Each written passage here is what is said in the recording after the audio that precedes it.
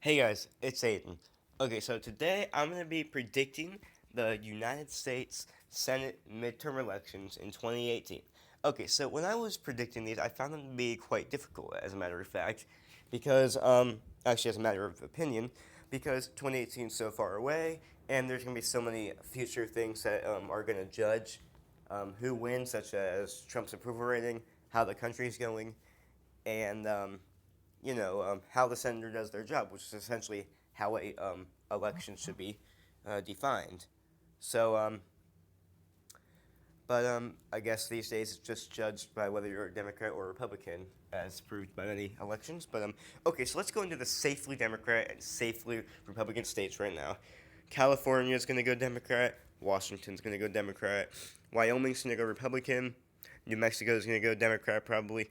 Uh, Nebraska, Minnesota, and um, Michigan are probably going to go Democrat because, they just dominate in Detroit. It's the political machines. And you're going to have a Republican, Alabama, Mississippi, and Tennessee. Just, part of the Southern Wall strategy. Um, you have New York, you have the New York political machine. And then every state in the Northeast. I'm not like putting them red right now. I'm just making it easier to turn.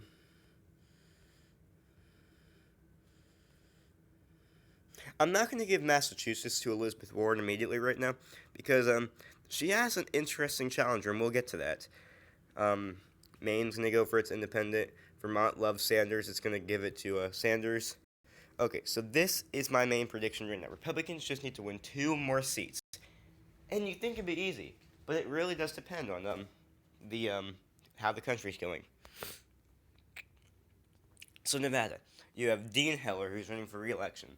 In 2012, he won Reno County. Reno County is not always, but it's a good um, measure for who's going to win the actual election. Um, Reno County went for him by quite a bit, if I recall, in 2012. And the only county they won is Las Vegas. Las Vegas usually goes Democrat. But however, if a Republican can rack up votes in Las Vegas and win Reno County, they can win the election there, which is actually not as difficult as it sounds, because Dean Heller did it in 2012. Do I think he can do it again? Yeah. Do I think it would be by a closer margin? Yes, because those minority cities are going more Democrat.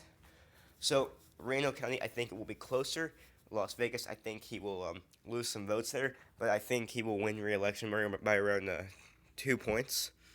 Utah, you have Orrin Hatch, who's like 100 years old. No, I'm joking. He's running for re-election. Nobody wants him to run for re-election. Around 17% of voters, I recall. They want a guy like Mitt Romney, if I recall. He was a likely candidate. But it depends on who's running. I think Democrats, I think it's very difficult for them to get to control in this state. So I think no matter who the Republican candidate is, that Utah will go for the Republicans by over 10 points. Arizona, you have Jeff Flake versus Kelly Ward for the Republican nomination. Kelly Ward challenged John McCain in 2016 for the Republican nomination. Now, I think if Kelly Ward is the Republican nominee, which I think she's kind of unelectable to a certain extent for a major federal office, so I don't think she's going to win. But I think Jeff Flake only wins re-election in a poll against a Democratic challenger by like 2 points.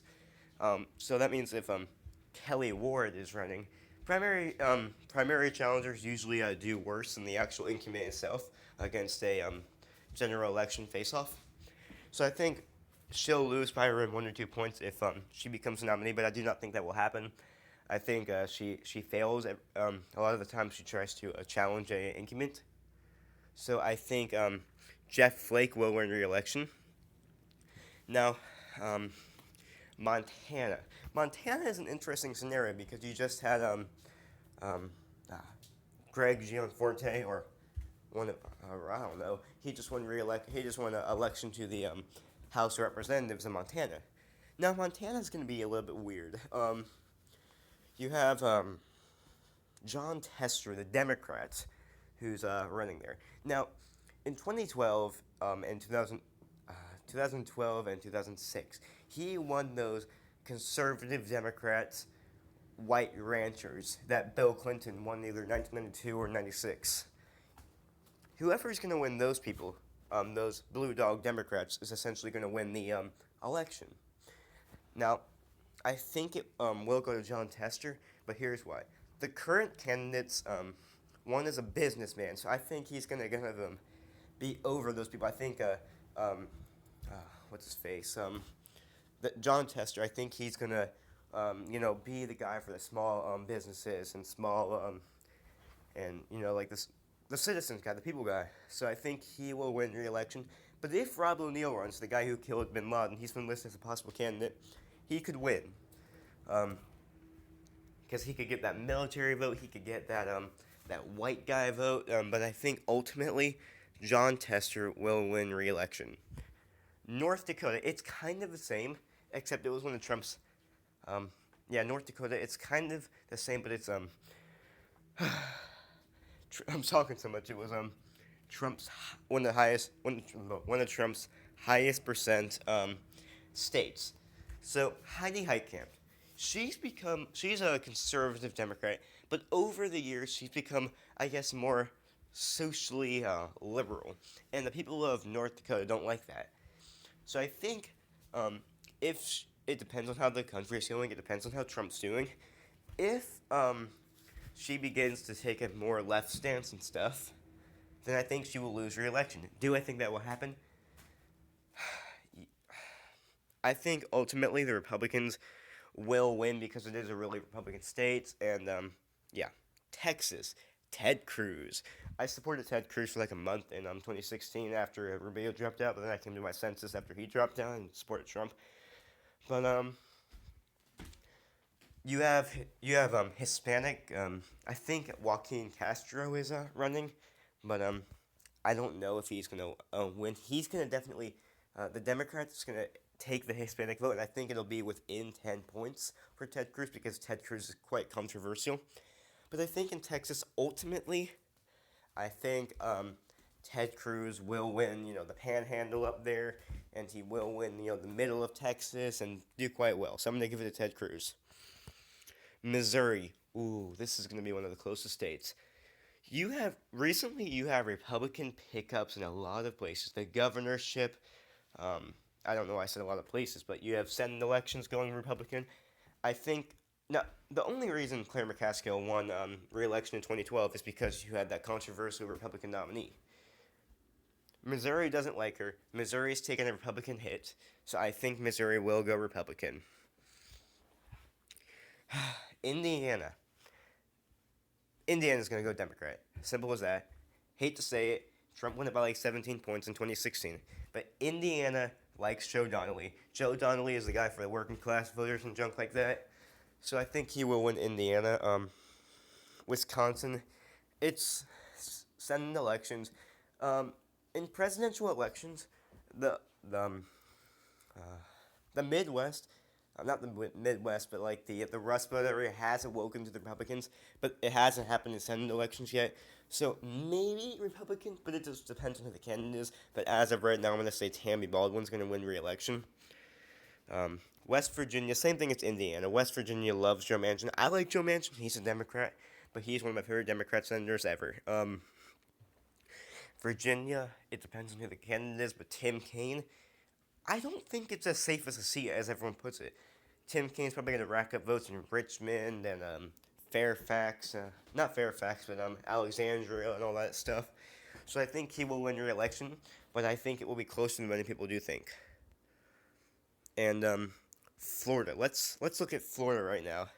Florida's an interesting seat. You have Rubio winning by like 5 points in 2016, but you have Bill Nelson, who it depends on who the candidates. Polling shows it's going horrible for the Republican candidates against Bill Nelson.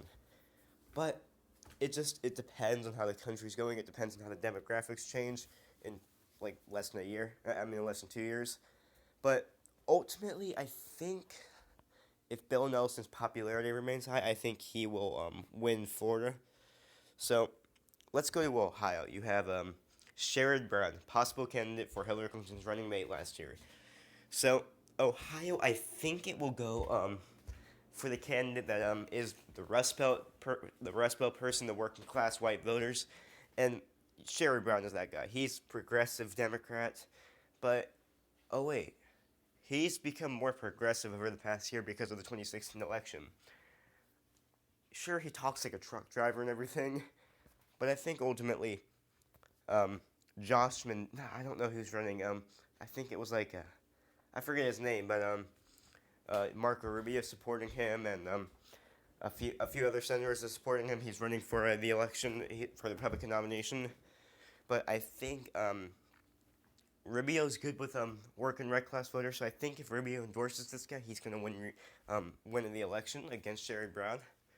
So I think the Republican swing is gonna hit Ohio, and I think Sherrod will lose election. This is one of the most controversial picks, but I think it will be really close, and I think it's gonna be within a point. Pennsylvania political machine. Uh, the Rust Belt's not gonna. I'm sorry. The Trump effect's not gonna hit Pennsylvania yet in the Senate election. So yeah. Last but not least, Massachusetts.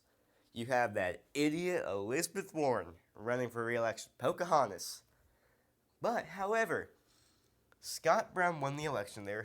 In, I don't know, one of those years in the 2010s, but he lost re-election to Elizabeth Warren. You have that Indian guy running right now who he's so funny. He's a Republican guy. He's running for the Republican nomination. He's like a Indian guy, not like Native American, but from India, and he's so funny against Elizabeth Warren. I think he will make it within 10 points. I think he could win it. I'm gonna rate it as 60% Democrat right now, though. So I'm gonna give it to Elizabeth Warren as of right now.